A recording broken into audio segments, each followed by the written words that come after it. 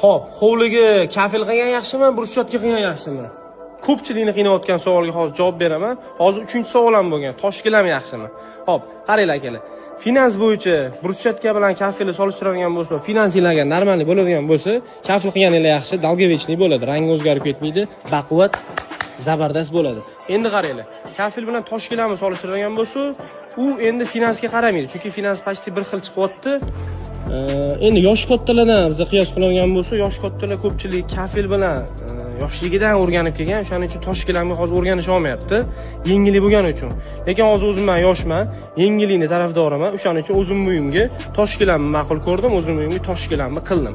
Adamlar lekin kafil qilmaysanmi, nima, o'zing kafilchisan-ku, nega kafil qilmayapsan degan savollar bo'ldi. Lekin men qiziqdim shu tosh gilamga, o'shaning uchun tosh gilamni qildim. Boboda mana shunaqa kafillik xizmatga kerak bo'ladigan bo'lsa, zabardast, baquvvat qilib beramiz, xizmatda bo'lsin.